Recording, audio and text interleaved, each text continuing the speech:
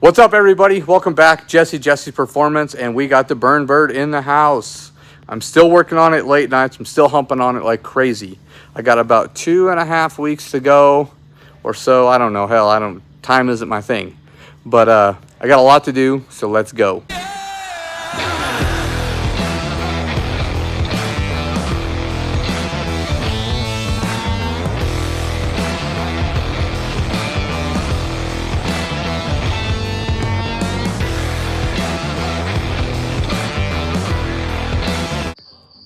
All right, y'all, it's Sunday. I've been out here cleaning up my mess from the past couple days, and here I got this beautiful prepped car ready for an engine. And over here, I got a beautiful engine ready for a car. So I think it's no better time than to take today and put it in there and see how we can get it as far as we can go. And maybe I'll even stab the transmission too. We'll see how it goes. But I think that's what I'm gonna do. So bear with me here.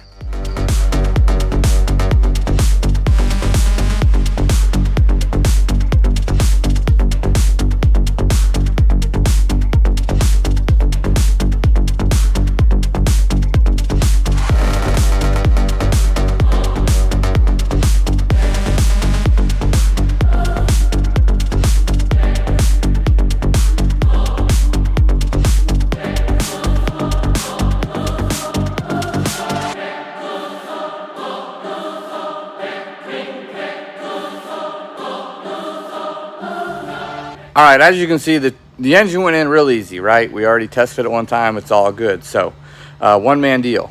So now I'm going to get the tranny pulled over. I'm going to clean it one last time, probably put some engine black paint on it just to match the engine. And I'm going to test fit it. So maybe I'll test fit it before I paint it, just to make sure everything's good and I can get my cross member painted at the same time. So yeah, let's give that a shot. Let's go.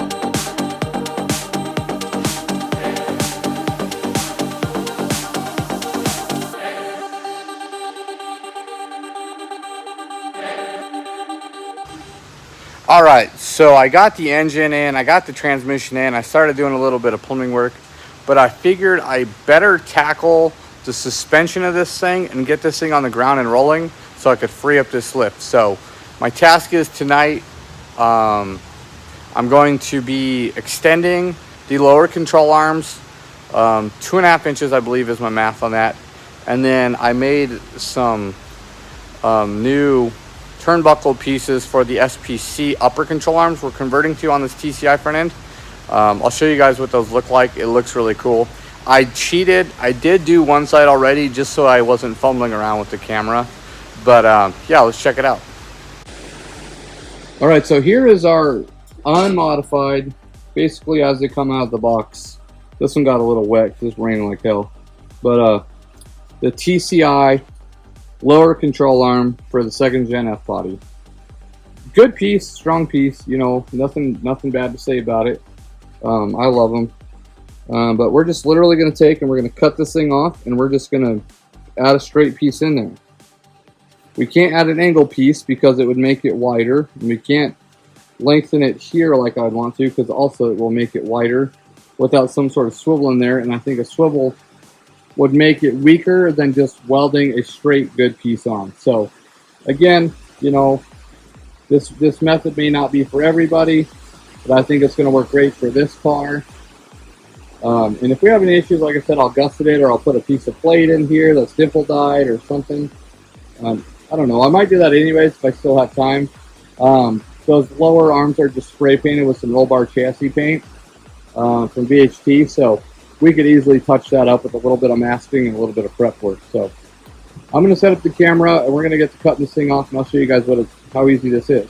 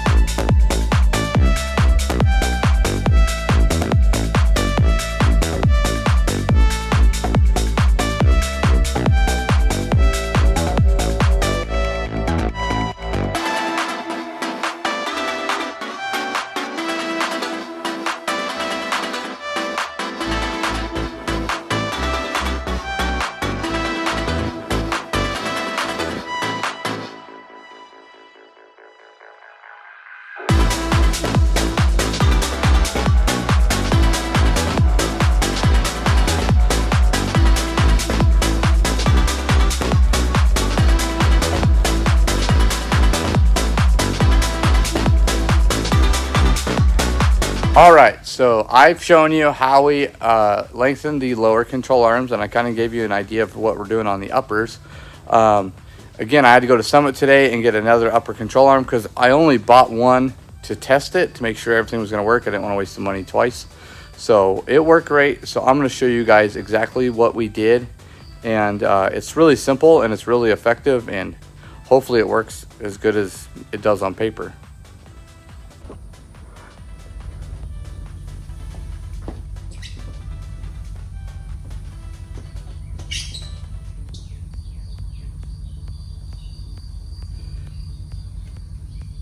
All right, so here we have our TCI piece, really nice heavy duty piece. Unfortunately, we're not going to be using this here. I could do like we did on the lowers, and I could just cut this and lengthen it. It'd actually be easier on this here because it's a straight piece. But instead of doing that, what I did is I bought these SPC parts. Now, I run these on my other Trans Am with a TCI frame. That's how I knew about them. And the only reason I run them is just because it's easier to align. You don't have to deal with shims and stuff. You just turn the turnbuckles. Really nice piece, really adjustable, good ball joints. They both use the same ball joint, really good ball joints. But what these have is these adjusters here that you can turn. And it just, it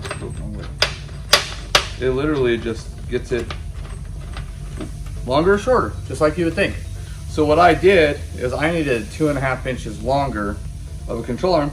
So I just took and I got some tube ends from Summit and a piece of chrome Holley tubing, and I made my own turnbuckle adjusters that were longer.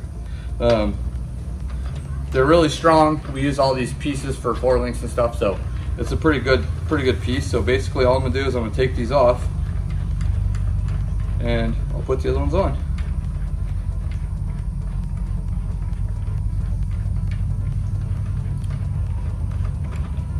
Who's calling me? Someone's calling me.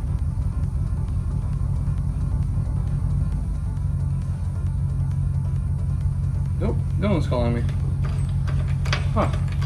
The ring camera going off. Kyle's running around the Duramaxima.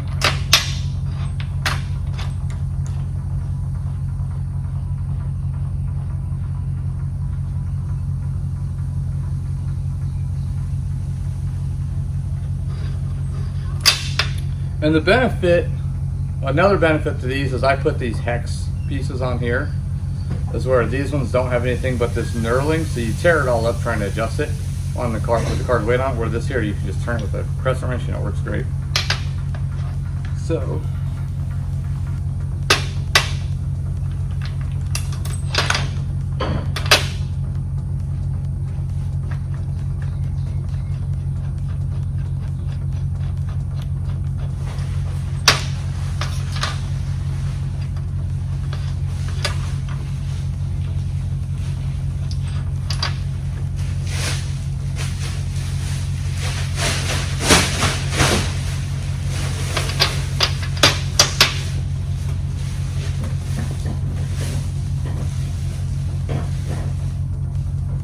grease on these.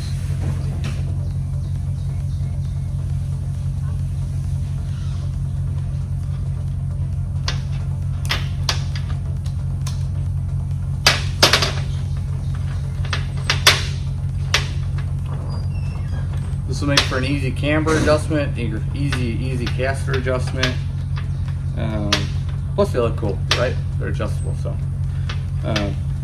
These are ready to get put on the car.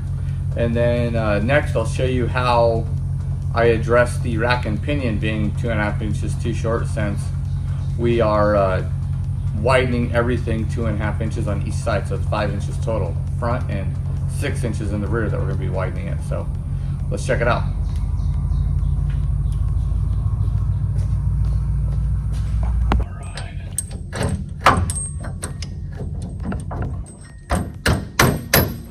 Whoop, need a hammer.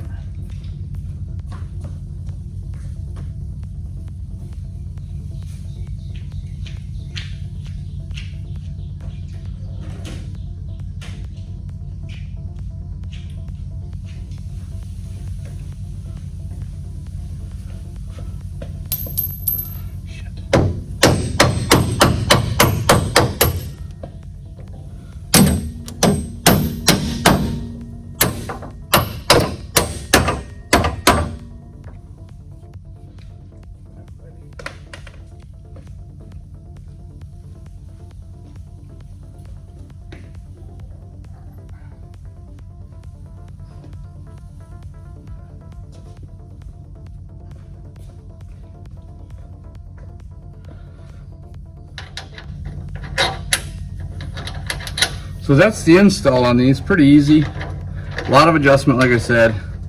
They leave for a lot of even adjustment in the frame itself, so that's pretty nice. I'm gonna have to do some work on remounting my coils. I mounted them a little premature, so but no big deal.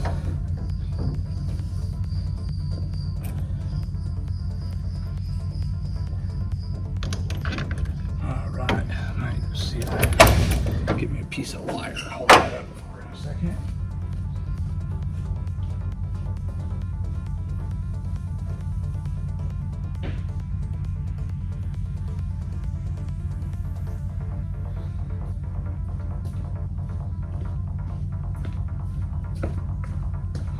So typically you wouldn't assemble this all together like this. This makes it really awkward and heavy. But last night I was just excited to get all this together, so I got a little ahead of myself. So now I gotta lift this heavy son of a gun up here.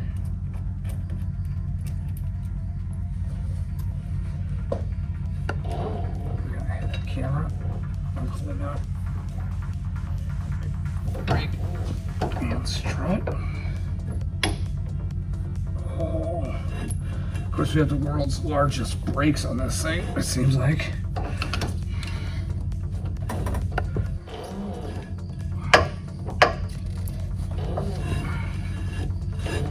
Once I get her up there, she'll go pretty easy.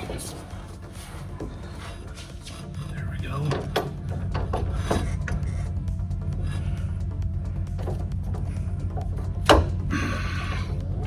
Maybe I lied.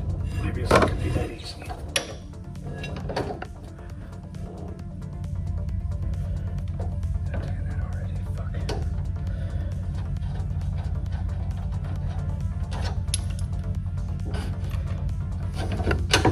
All right, we're gonna retry this.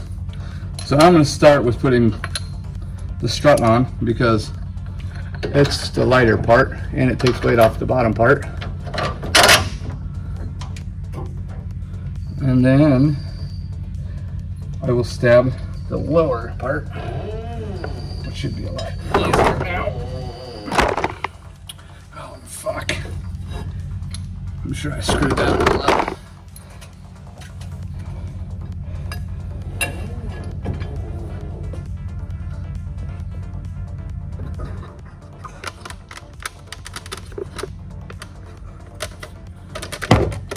All right, I got the strut on. Now I'm gonna try and do the lower part.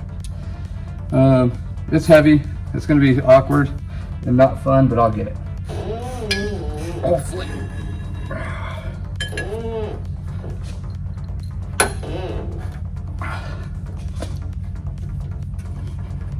Oh, fuck me.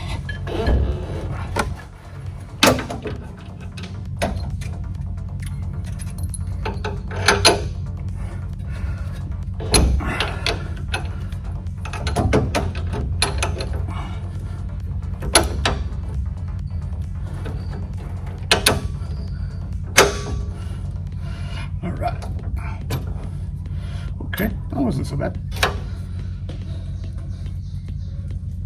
I'll put my hardware on. Bam. Bam. Bam. Bam.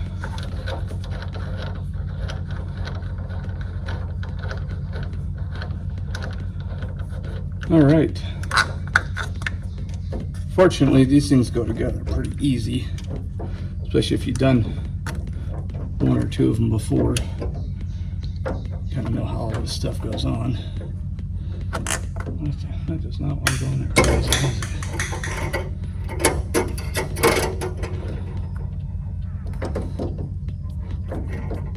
Okay.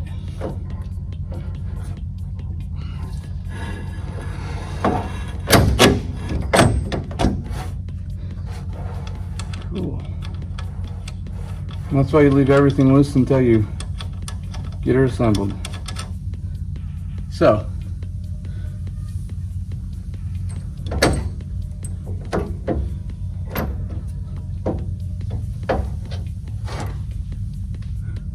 Sweet. There it is. So now I'll adjust the upper control arm. I'll tighten everything down. We'll be ready to move on. Okay, so here I have, this is the rack and pinion. It's for a Fox body SA95 style Mustang. That's what they send with these here. It's quick ratio, it's a nice piece, and they're cheap to replace if I need to get a new one.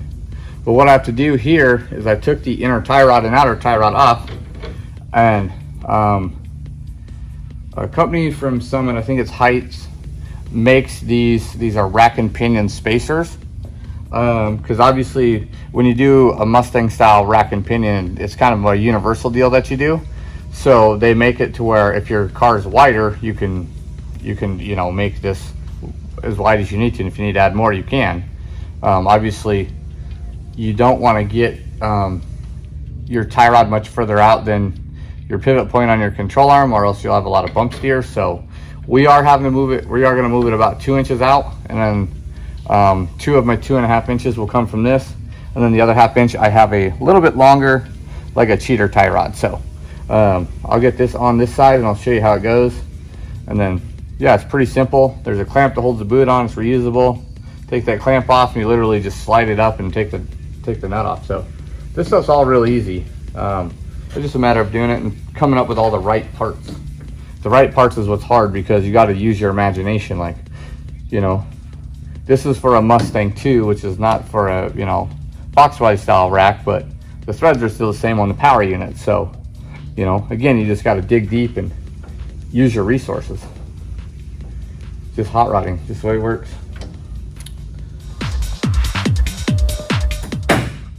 Okay, and I do the inner tie rod, thread that bad boy back in there. And the kit sends longer boots, but I'm gonna see if I can't reuse this one just because it's only 2 inches. That's gonna be just fine. Perfect. All right, and I'm very familiar with this style of clamp because this is what we used to use when we did our Honda axles. So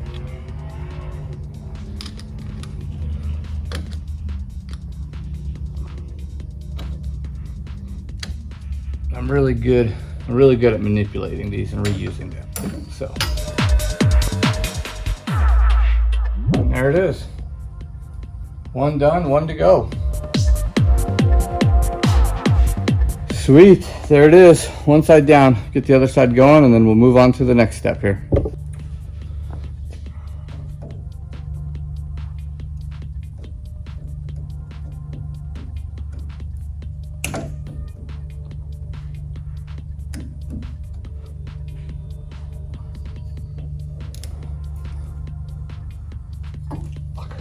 Yeah. That one's deep. Damn it. Fuck. Do it again.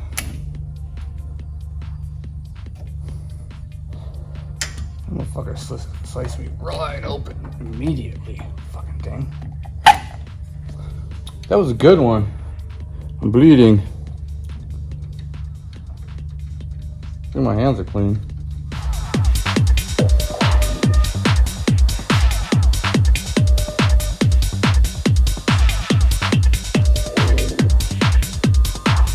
All right, so now I'm gonna take and tighten the rack and pinion down, and then I'm gonna put my steering joint onto my rack, or onto my steering column, and go from there. All right, so this style rack and pinion takes a special triangle joint, it's called. It's just a special spline, but they have them in stock at Summit. That's where I got this one. It just goes right on there, and they have a set screw, like an Allen set screw, and a nut, a lock nut, and you just literally just put it in there. I won't lock that down yet just because we got to build this bad boy still. Right. And then they also have adapters for these factory GM columns. That's what I have in this one right now, and I think that's what I'm going to use just because it fits the steering wheel and stuff better. And it's got 2 set screws in it, so just got to make sure you back those out. This one's going to need a little persuasion.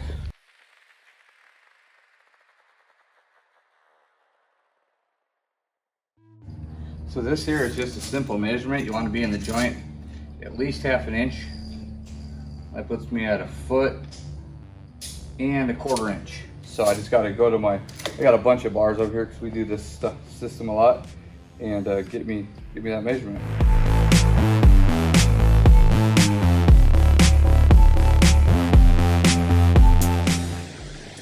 All right, so it's raining outside, so there's going to be some background noise in this here. I'm going to talk loud and see if we can overcome it. So what we have here is this is the SPC, basically a Mustang 2 replacement adjustable upper control arm. You can adjust the caster and camber real easy. I chose these to use not only for the ease of adjustment on the alignment because these things suck to align, but also because I can easily build, as you can see here, I built some adjusters. That was the easy part of this here. As you can see, we're using the RideTech Shockwave airbags, and this is my lower control arm. As you can see, I did splice it there. I do have a piece inside of it also that makes it a little bit stiffer, and yeah, if we see any deflection or anything in these, I mean, I beveled the weld and everything, so it should be plenty strong for this lower control arm. But if I have any issues with those in the future, I will plate them or put a gusset in there somehow. But I'm not too worried about it right now. Again, we're not putting any extra force on it. The thing's really light in all consideration, and we won't be abusing it like on a road course. These do bolt up to a Wilwood Pro spindle. It's all real nice stuff. So again, I think my math was 2.5 inches on the lowers. These upper bars were 4 inches with the nuts. I ended up making them 2.5 inches longer also. It looks really good all the way around. And as you can see, we got this thing hella flush, front and rear, which was the idea. We wanted to just look like, you know, a modern stance car, but without this stupid camber. All right, well, here's the finished product. As you can see, it turned out just like we wanted to. It wasn't a whole lot of work. It's just work that you got to do. All right, well, that's it for this video. Thanks for watching. Make sure to stay tuned for more update videos and cool stuff going on here at the shop.